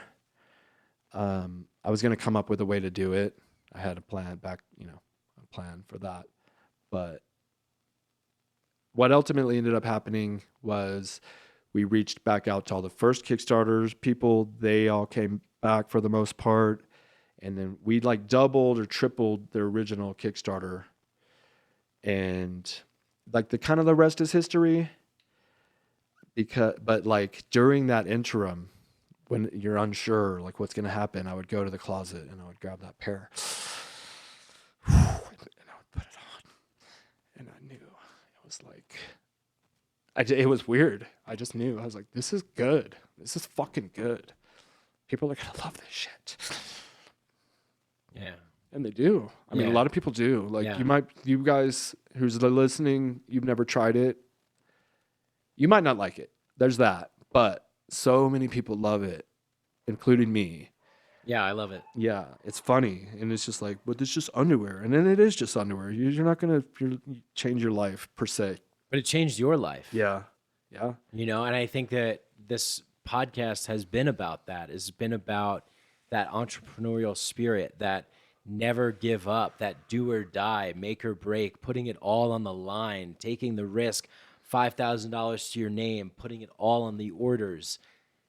And that's why you're tearing, is because all of that blood, sweat, and tears, all of that hard work, all that belief, sleepless nights, grinding at jobs you don't want to be at, and then when you put that pair on, it's like, oh, you the thing that you believed in has come true. You literally are feeling it. I love when that, like, there was a moment, a couple, every now and then I take a moment to, or it just hits me what's happened, I guess, the success.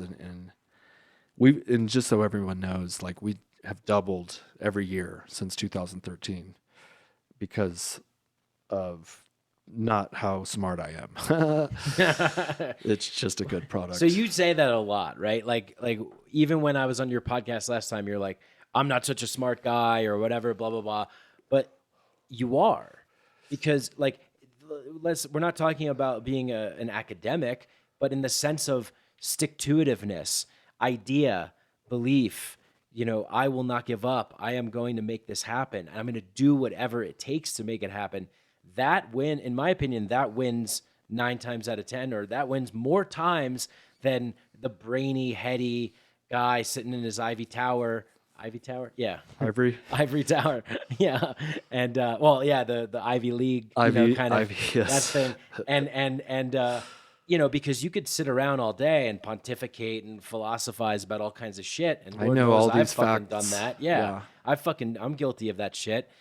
And recently in my life, I started putting things into action, and it feels so good. It feels so good to not just talk about something, but to actually do something.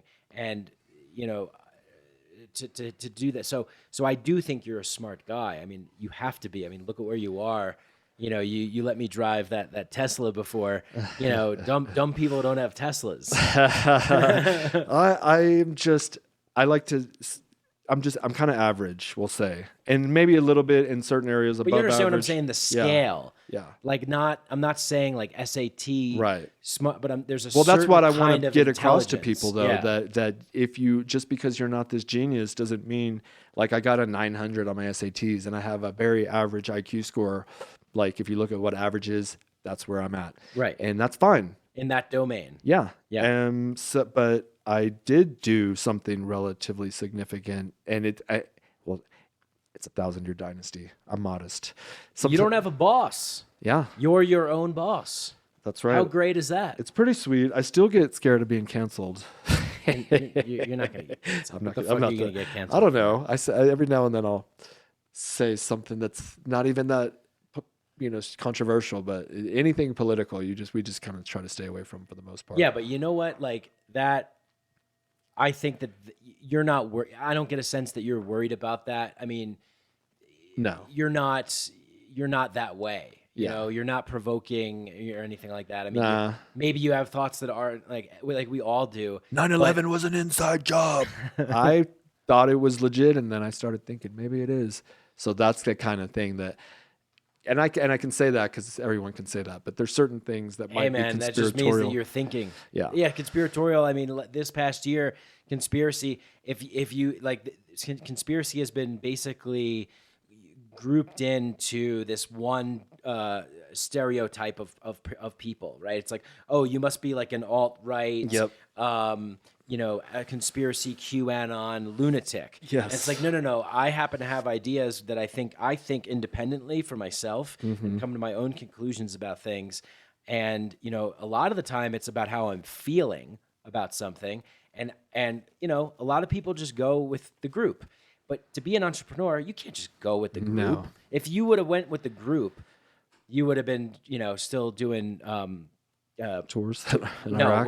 What was the other job? The fucking answering phones or whatever. Oh yeah, human resources and stuff. So it's like you have to be able to take risks. You have to be willing to, like we talked before, throw underwear on stage. Like you have to be willing to do things that you have to take risks, right? Like, so that is you know, if it's controversial to be an entrepreneur, to take risks, then who cares? Because you're doing it. You're doing the things, and the people that want to cancel are the people that are jealous. Yeah. Because they don't have the tenacity to put their visions forward. And by putting your vision forward, you're putting yourself forward. You're sticking your neck out into the world, you know, basically saying, all right, like I might be on under a fucking guillotine one day, but you know what? I'm doing it my way. I did it my way. Frank Sinatra, baby. Frankie, baby. It's working. I like to think that I know what I'm doing, but I'm really just following the principles of these books that I read, like the Think and Grow Rich. I know I had it sort of innately within that, like competitive drive. That's another kind of thing that I have, which is what I like about capitalism. I think it's a game. We're all playing a game against each other. Who can stack the most chips, baby? And maybe not, because it's not all about the money. If you read these books, it's not all about the money, even though you think and Grow Rich, he just wants to get rich. No, there's a balance to life that wealth will come from when you're living in a certain way. And it has to do with treating people a certain way, not, you know, being in a state of harmony with your coworkers and with the universe. It talks about fasting and taking care of your body and meditating and visualizing.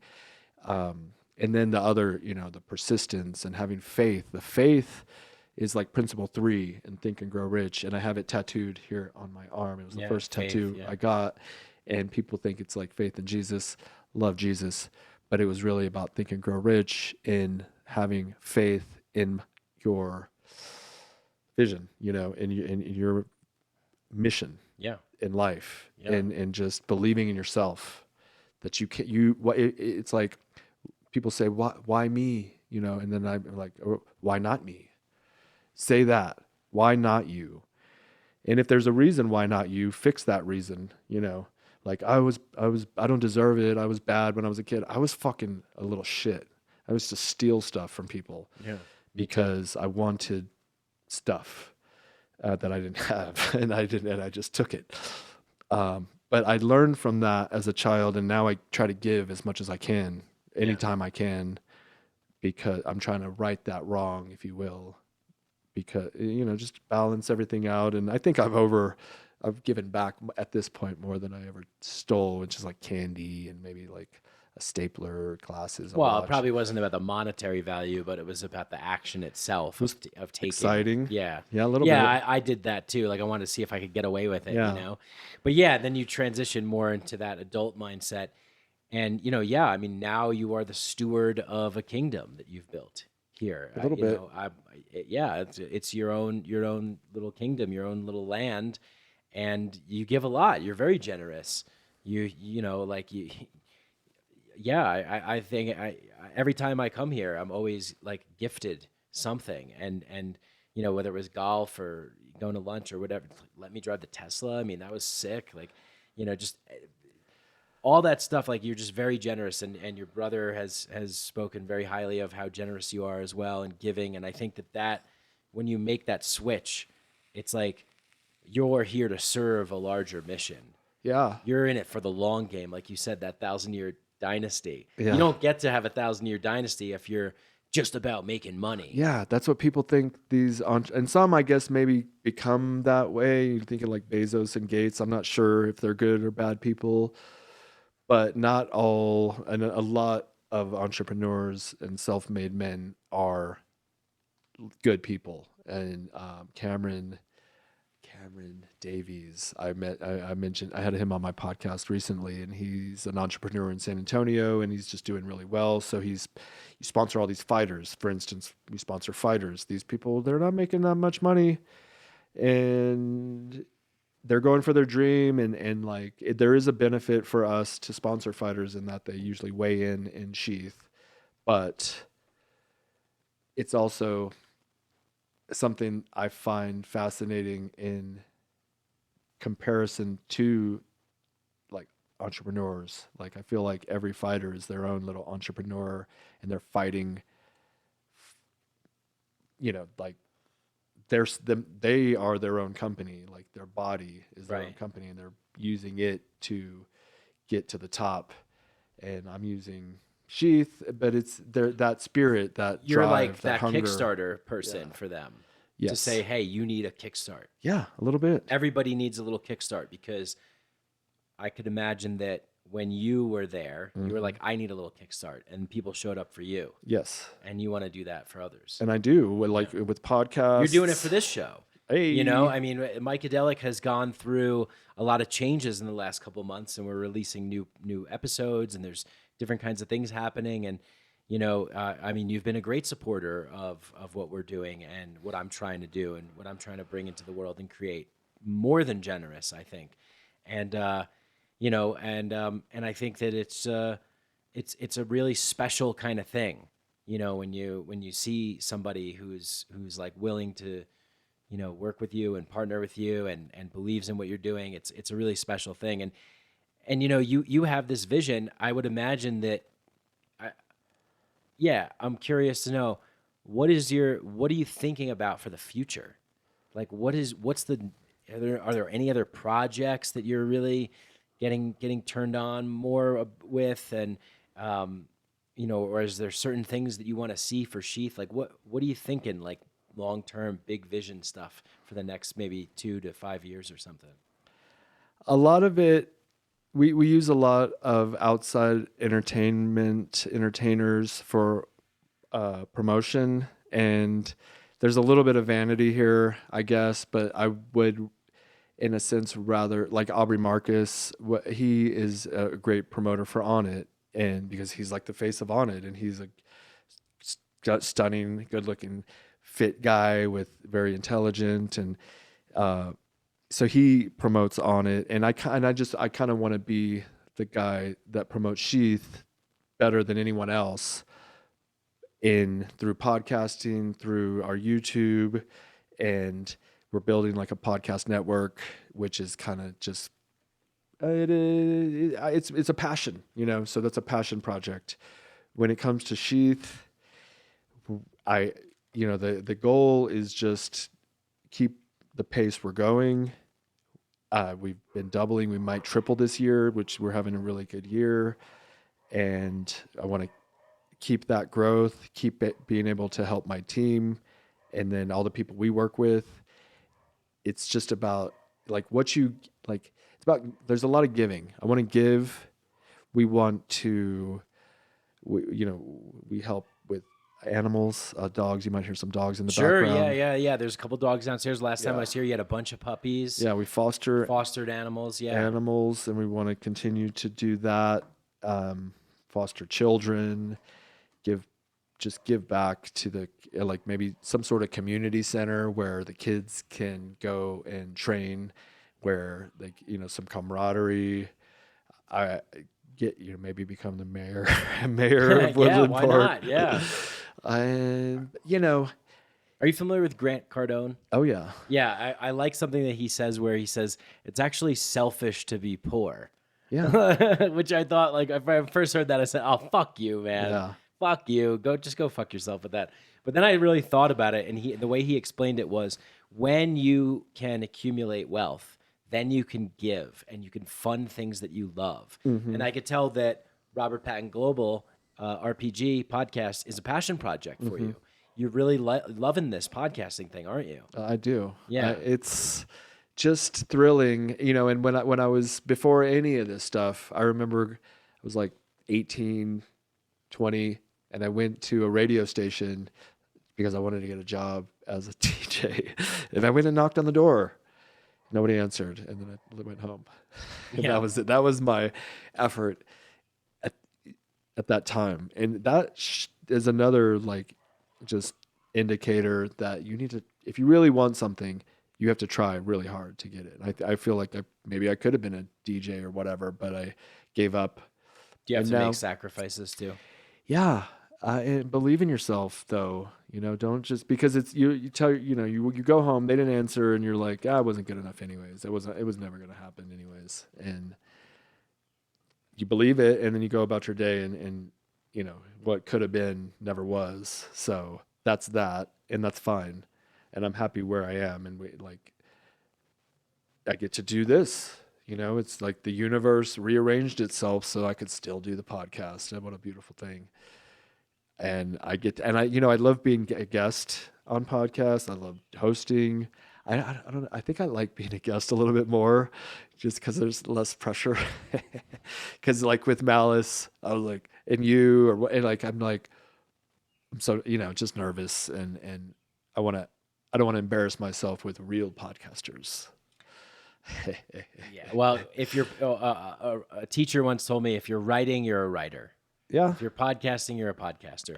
The mere fact that you're doing it, you're already 1,000 steps ahead of the person. Like you said, so many people out there stop themselves before they even try. Well, and there's like people like, there's 1 million podcasts right now. Like, what are you thinking? But I promise you, 90% of them are going to quit.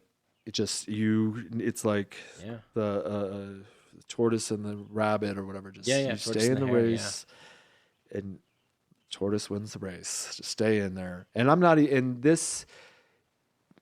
I've been doing it. I don't know how many episodes we've done. Probably like 100. Oh, so awesome! Wow, that's a lot. Over the years, that's a lot. It's been like 4 years. Yeah, that's amazing. Plus those 4 from a while back, and so I've been doing it, and I'm gonna keep doing it, and I want to interview this dude outside doing my patio right now. He's actually a wise man. He's like 60, and he's been building his whole life. And whenever we sit down and talk, he always has some pretty interesting things to say. It's not even so much about getting like some big guest. It's just having a good conversation and learning. Yeah, I think that I've found that to be the case so many times. I've just talked to somebody and been like, "You want to be on the podcast?" Because we're having such a good conversation. There's something to just having a good conversation with somebody, not because they are something that your identity is not Sheath. Sheath is its own thing, and then there's you. Yeah. And so it's like we're having a good conversation. You're telling me about your life here, and so those good conversations can come from anywhere. I met a guy I remember down just in Colorado Springs in the Black Forest who has like a 9-acre property. He's like built his whole life, and he has little places. And he just told me about his life and his journey and his kids, and his daughter had some, crippling thing that they worked together, and they came back for just these inspiring little stories.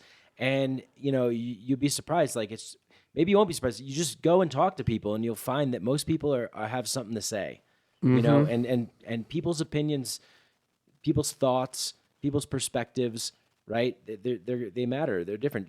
You were talking about there's 1,000 podcasts out there. Yeah, but there's only one of you, and what you said on this podcast is different than what's ever been said before on anything else, Oh yeah. And, just because there's so many podcasts, that's, what deters people from trying. And massager. Yeah, so it deters people from trying and never even starting. And then it doesn't matter if there's 1,000, there's 7 billion people. You can find your 1,000, 10,000 audience number to support your show, and they care what you say. I mean, that's the goal, is just to find your audience. Yeah, find your audience for sure. Well, I'm very grateful for my audience. Thank you guys for listening. Thank you for supporting the show. And every little bit helps. We're grateful for your audience too.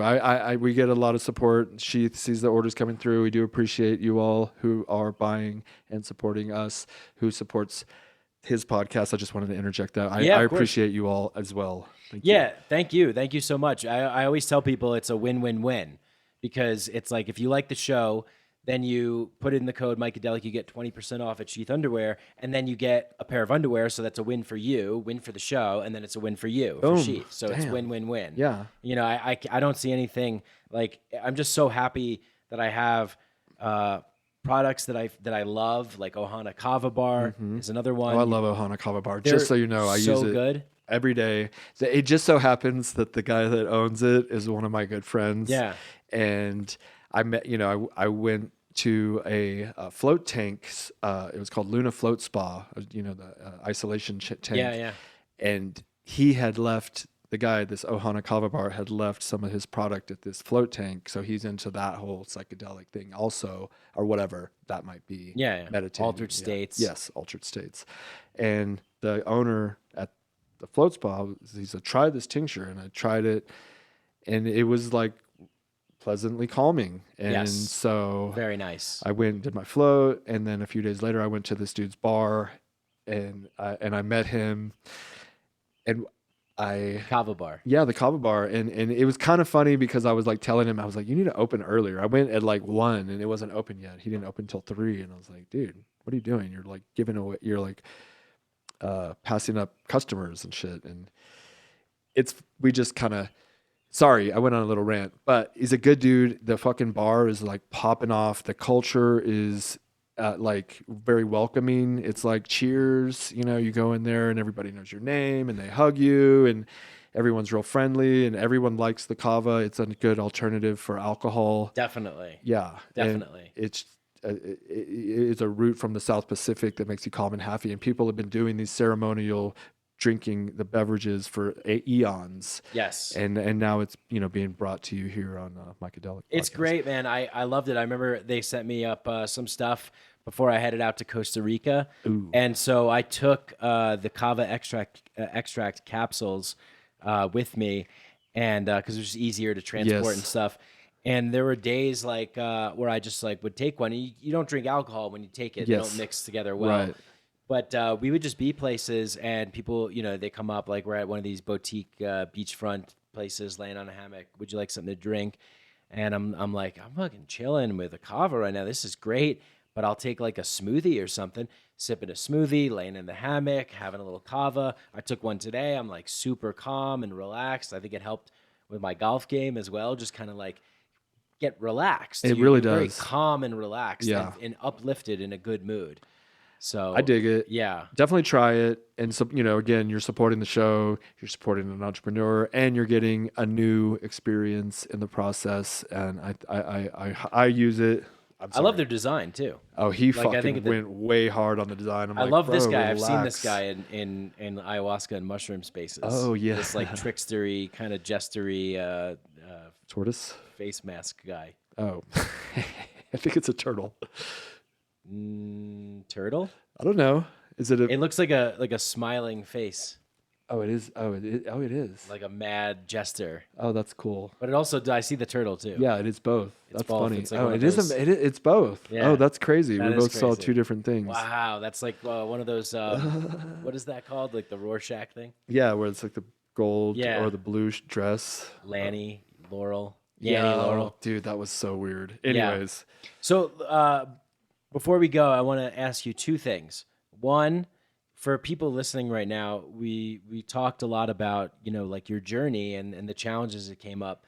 And you gave some I heard you say some things about like what you need to do and stuff. But what would you say for the people listening out there who are saying to themselves, because I encounter a lot of people like this who say things like, I started coaching a little bit. I don't want to call it that because I'm a little bit, that's not really what I do, but it's like, I'm calling it one-on-one sessions.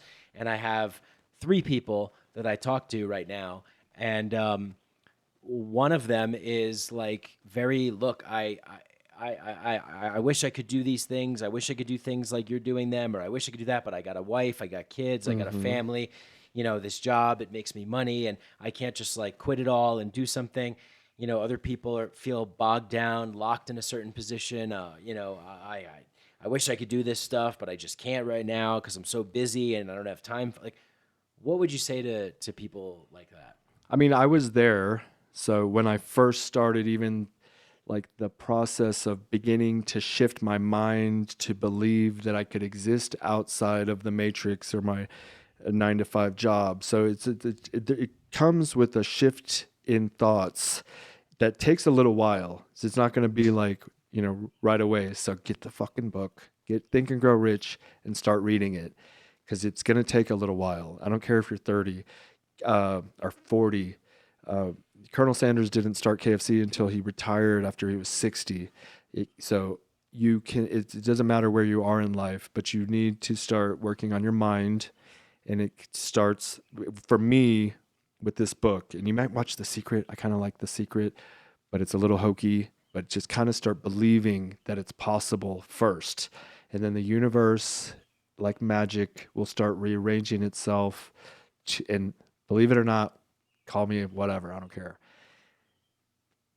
to make it like possible. Okay.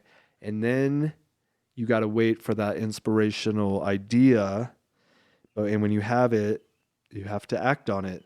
Now, I'm not saying quit your job, because I didn't quit the Army like right away, but there was a transition. So it's just start where you are, start with your mind, and then but start taking, like when you have that inspiration, and you'll probably get it while you're reading the book. The funny thing is, like, I'll be reading it and I'll close the book. I still reread it all the time.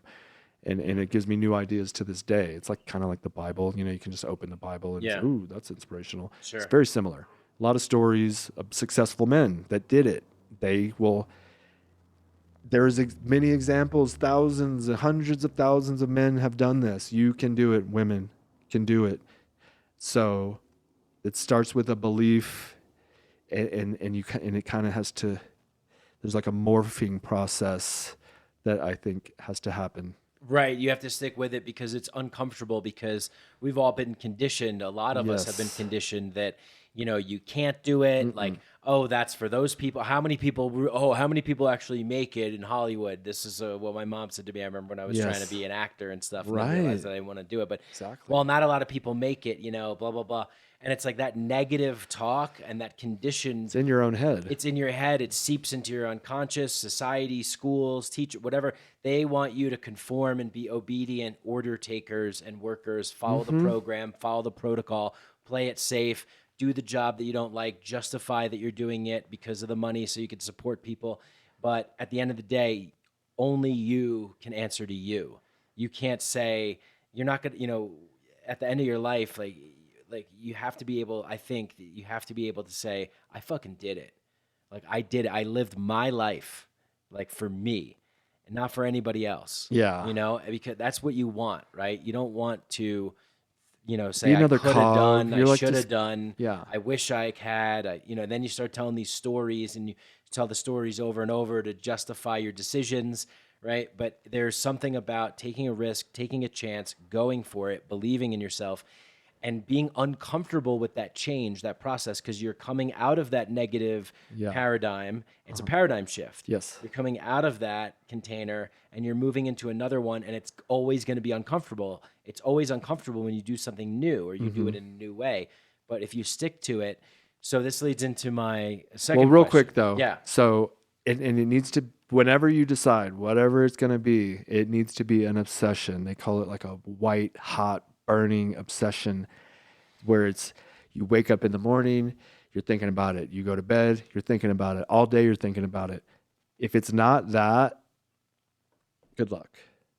So just remember that it's got to be a huge part of it can't be like a little half a side project. Just throwing that out there. Yeah, it can't be like, well, it'd be kind of cool to have this. It has to be like, I am so focused. I'm doing this. Ready. I'm doing it. I'm showing up early.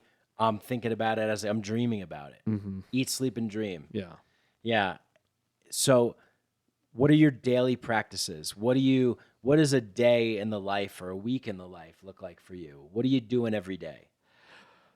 I mean, the first thing I do in the morning is meditate, and it's maybe sounds cliche, but it's true. I get a big cup of water and a big cup of coffee, and I sit down and I do some breathing exercises, Wim Hof, and I listen to this app. There's plenty of apps, meditation apps. I listen to one called Mesmerize, and they just kind of like guided meditation. I can do regular meditation, but I'm kind of digging the guided meditation at the moment, and that helps me just wake up. I'm not even really doing a whole lot of weird thinking. I'm just kind of trying to wake up because I don't sleep very well.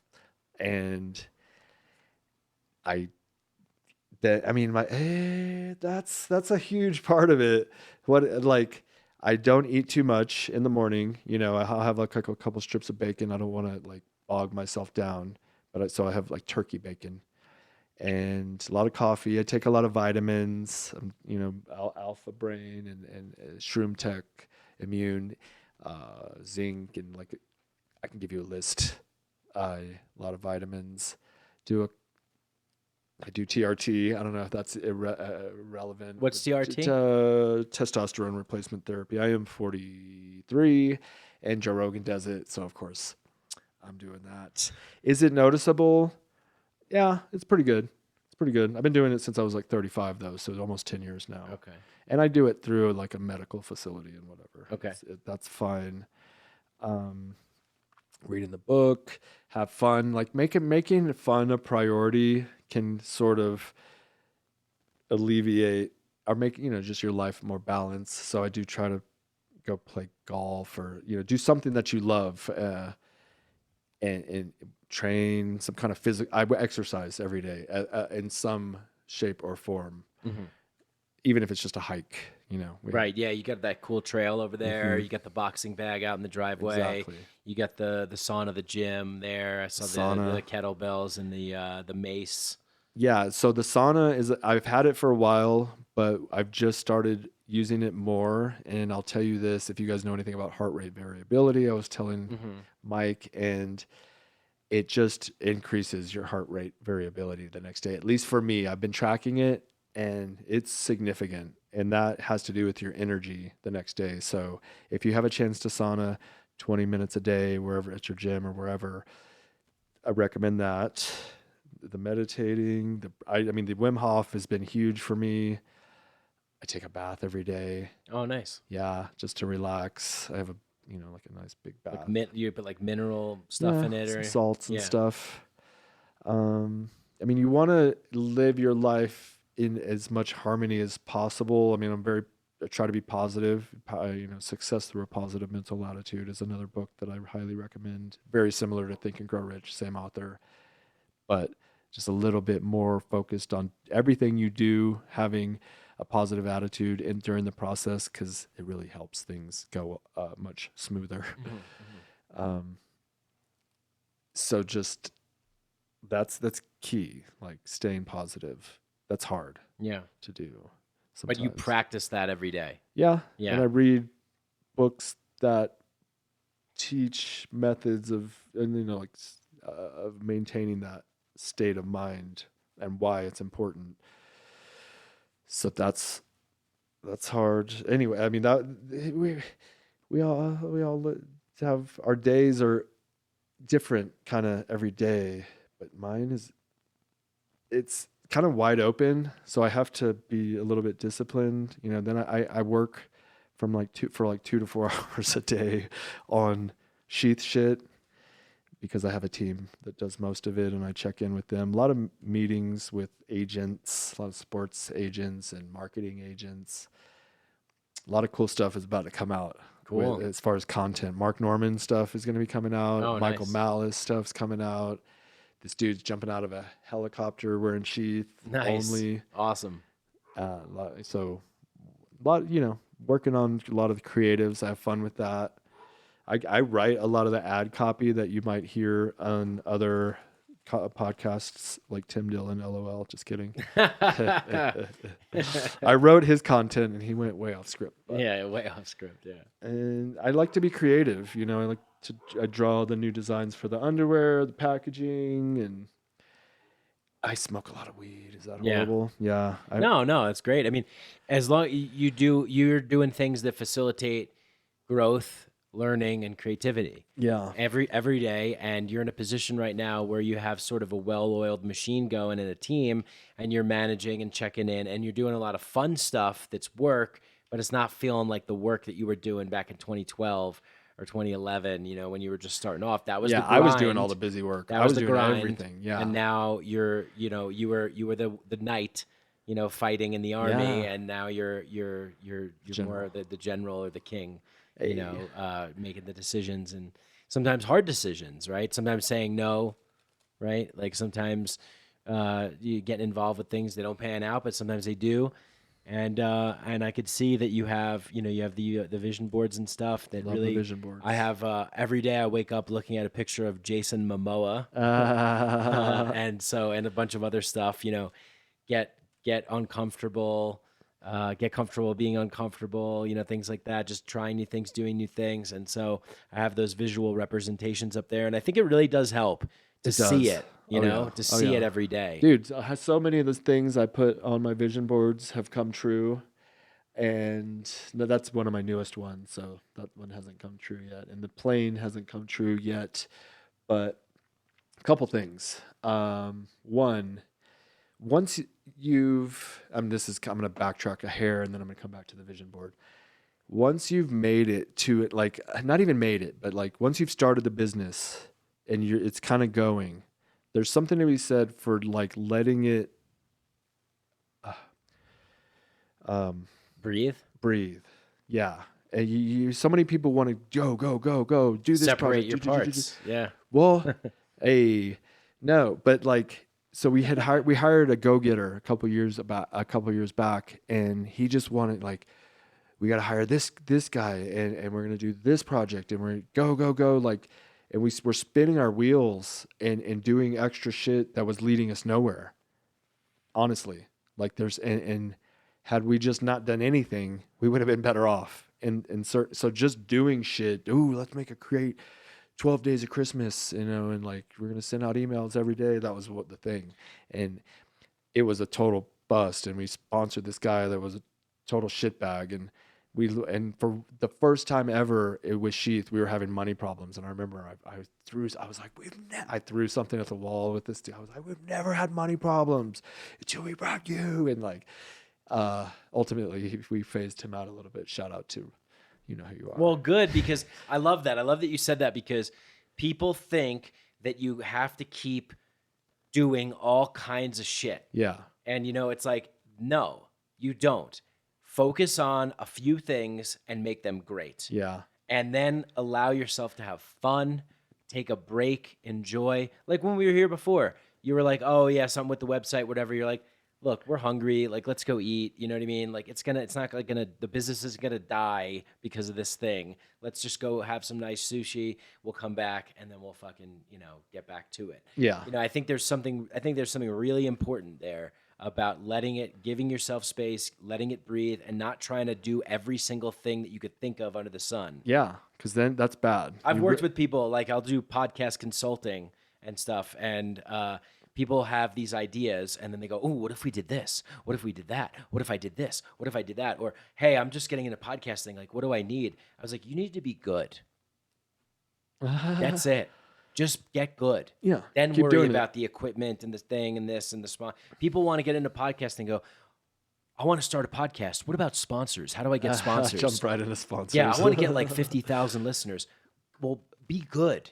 Yeah, that would help. Well, okay, and so then we're going to go back to the vision board, and I'm going to point out a couple of these pictures where I have people that just won a UFC fight. And so there's a feeling that feeling, you just won. You're like, yes! You're like that. You want to try to imagine that feeling when you are imagining the success of your project. And there's something weird, and you're supposed to like imagine as if you already got it. So that yes feeling, from the end. Yeah, you're like, I got it. Yes, it happened. And there's something to be said for that, because like I backtrack to, I inherited $70,000 when I was in Iraq, and there was this moment where I was pretty pumped about having $70,000 in the bank, as anybody might when you have nothing, right? And I took a picture of myself. I was like, yeah, this is a moment I want to capture. I feel really good right now. And I was like, yes. And that's on one of my other vision boards. But so I use to try to hone that feeling with, and I know it's a little hokey, magic, woo-woo. No, this is great. Yeah. Yeah. That's something I find very powerful, because they say, imagine as if you have it already, the feeling. But if you want an example of the feeling, I give the example of the guy that just won the heavyweight champion of the world or whatever. Feel the feeling. Yeah. Because who talks about Bruce Lipton in The Biology of Belief talks about how feeling differently actually changes the cells in our body, and they respond differently. They're like literally changing our reality. The world becomes more malleable, and you're able to put more magic into it effortlessly. Doors open where there were only walls before, as Campbell says. You're literally rewiring the program because we are feeling creatures. We're thinking and feeling creatures, but the mind is a good servant, but not a great master. You know, and I think having everything aligned, That's a great line. having everything aligned, and really feeling the feeling of what it feels like to be in that position that you want to be in. Great piece to drop there, Robert. Yeah. I was getting a little nauseous there for some reason, but feel it. Might have been from the from this, right? I don't know. Yeah. Did you swallow it? Yeah. Probably. I mean, so that's what I was going to say. Magic. And if you're not believing in magic, you're limiting yourself a little bit. It may just open your mind to the possibility that it exists, and your life might change significantly, you know. Awesome. Dude, thank you so much, man, for doing this. It's been a great conversation. Go to SHEATHUnderwear.com. Put in the promo code mikeadelic. Get 20% off. Fucking great underwear. I'm wearing them right now. I love them. Moisture-wicking fabric. Separates your man parts, as you guys know. Kava. Ohana Kava Bar. I think the promo code for that is Time Wheel. You get 10% off. And all of these are in the show description. So if you just go down and click, it's, like I said, you're supporting the show. It's a win-win-win. You get something awesome. We get something awesome. They get something awesome. Everybody is happy. And Fungi Academy. Very excited about these guys. Learn how to grow mushrooms. Learn about psychedelic journey work. They have over 70 videos that are fun, not dry, really exciting. Yeah, they got a headquarters in Guatemala. I'm thinking about maybe getting some people together, going down there. But check these guys out. They're amazing. Jasper was on the show a couple episodes back, and you could hear from him. He's in the videos. Go check them out. Go check out Mushroom Revival as well, and get 15% off with the promo code mikeadelic. And then consider joining the Patreon as well. I'm a member. Yeah, that's right. You are. That's great. Thank you so much. I get all the latest and greatest. You get all the behind the scenes That's content and the Dosadelic episodes that don't go to the public. But yeah, I mean, I think that you heard it here first, right from the man himself, the man behind the company. And I hope that this conversation was as inspiring and really thought-provoking as it was for you, as it was for me. And yeah, any parting words there, Robert? Win. Hell yeah. Hell yeah. Have fun. Win and have fun. You know, someone told me something great where they said, it was my boss from this marketing company, Jump Media. He said, we never lose. We either win or we collect information. Learn. We learn. Yeah. So and breathe. Breathe, motherfucker. Breathe. That's some Wim Hof shit. Breathe fully in and then let it go. Yeah. SheathUnderwear.com. Robert Patton Global, the podcast. RPG. Check it out. I was on it twice. He's got some good guests. Anywhere Go else? back and listen to the ones with him, and then that'll help you transition into my world. Awesome. Dude. Awesome, dude. That was shit. great. That was a good one. Sometimes they're not as good. That was pretty solid. Nice. I'll take it. Awesome. I showed up today. Hell yeah. All right. All right, everybody. Bye, everyone. Peace. Love ya. Much love.